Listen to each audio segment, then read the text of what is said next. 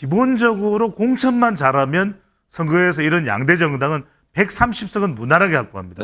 근데 여기서 조금만 더 잘하면 140석까지 갈 수 있거든요. 근데 왜 110석이나 100석대 초반으로 미끄러지냐면 공천 잘못해서. 갤럽 리얼미터에서 국민의힘 지지율이 소폭 상승하고 민주당 지지율이 소폭 하락했습니다. 한 주간의 정당 지지율 흐름 어떻게 보셨나요? 대체적으로 국민의힘이 좀 반사이익을 얻었던 것으로 보입니다. 네. 새로운 세력에 대한 등장, 특히 민주당 쪽의 영향이 정치적 반사이익으로 국민의힘으로 갔고, 또 공천 과정과 관련해서도 대체적으로 좀 국민의힘보다는 민주당에서 좀 파장이 불거져 나오면서 정치적 반사이익인데, 네. 특히 이 인천 경기 그리고 또 50대 60대 이상이 결집하는 모습을 보면 최근에 조국 전 장관 그리고 추미애 전 장관 그리고 송영길 전 대표가 출마 또는 신당 창당 관련해서 움직임을 보이면서 네. 이에 대한 부정적 여론이 국민의힘 쪽에 정치적 반사 이익으로 연결된 결과로 보입니다. 이강윤 전 소장님, 네. 최근 민주당 지지율 하락세를 보이자 일각에서 2012년 총선 당시를 떠올리게 한다 이런 얘기가 들리던데요. 예. 어떤 의미죠?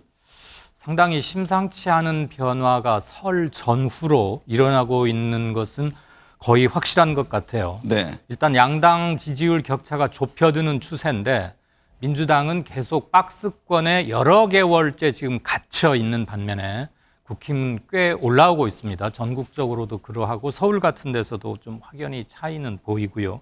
이게 그동안 우리가 정권 심판론 또는 현 대통령의 국정 운영을 잘 못하고 있다라고 꾸짖는 층은 거의 한 60% 선에서 일정하게 보여왔지 않습니까? 네. 이걸 민주당이 거의 제대로 효과적으로 흡수를 하지 못하고 있다.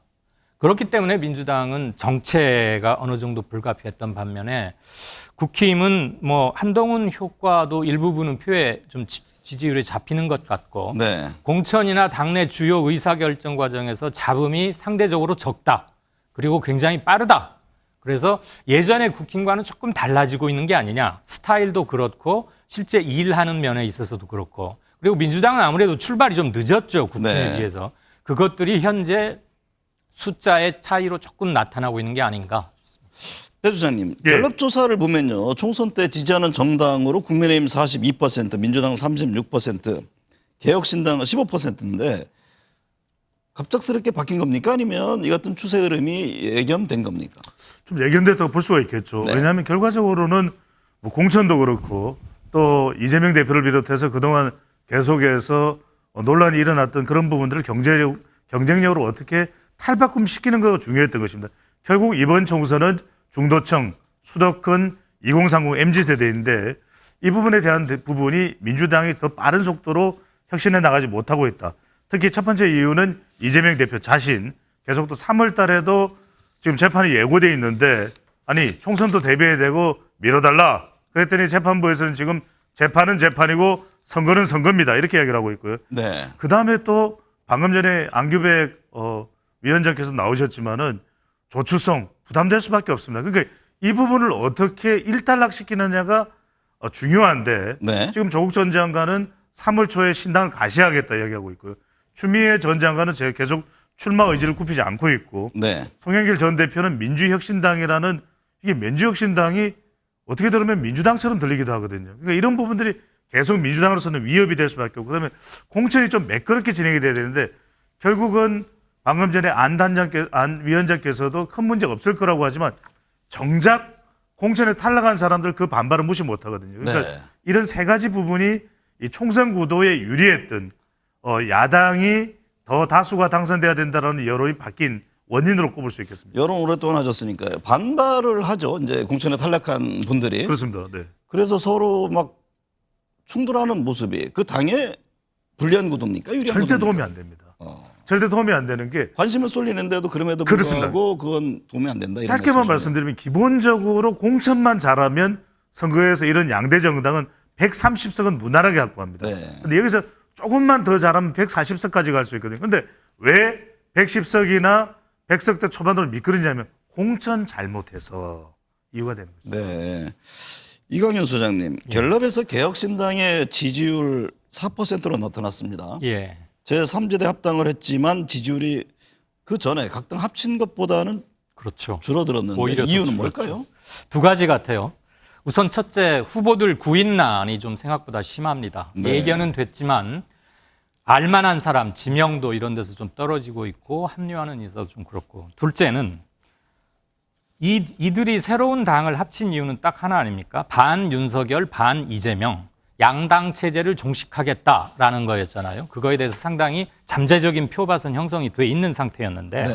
오히려 산술 합보다도 더 계속 줄어드는 것은 그러면 구체적으로 양당 체제를 어떻게 종식시키겠다라는 how to plan 이런 것이 제시가 되지 않고 있고요. 네. 또 하나는 주요 이슈에 대한 정책 메시지가 현재 나오지 못하고 있습니다. 아마 당의 지도체제 구축하는 문제라거나 뭐 지금도 계속해서 잡음이 나오고 있잖아요. 어떤 사람을 하느니 마느니 네. 이준석 대표가 긴급뭘 하겠다거나 철회하겠다거나 아무튼 체제를 잡아가는 과정에서 진통이 끊이지 않고 있기 때문에 정책 메시지를 낼 내부 단계가 아닐 걸로 보여집니다만 유권자들 입장에서는 도대체 뭘 어떻게 하겠다는 것 상품을 좀 구체적으로 봐야 선뜻 표를 줄지를 정할 텐데 아직 네. 그게 좀 늦어지고 있는 거죠. 네. 여당 텃밭으로 불리는 경남과 경북 29개 지역 중에 9곳만 현역의 공천을 받았습니다. 주진우 전 대통령 법률비서관이 부산 해운대 갑이죠. 당수 공천 받는 등 이제 대통령실 인사들도 속속 배치가 되고 있는데 네. 여당의 영남권 공천은 어떻게 보세요? 올 것이 왔다. 올 것이 왔다.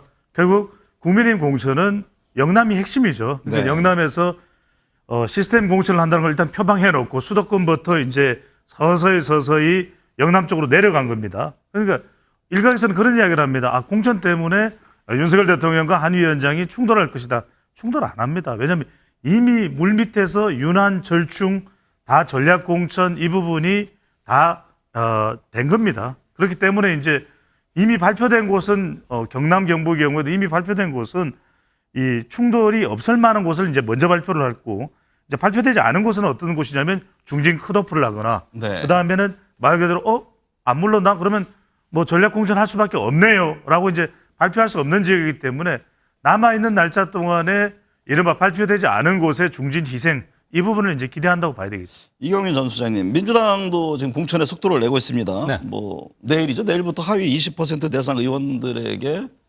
뭐 그 사실을 통보한다 그런 예정이다 이런 네. 얘기인데 민주당의 공천 움직임은 어떻게 봐야 합니까? 지금 임종석 전 실장이라든가 추미애 전 장관 공천 문제 어떻게 매듭 지을지 이 점에 대해서도 관심이 있잖아요. 중구, 성동구, 갑이잖아요. 지금 네. 문제되는.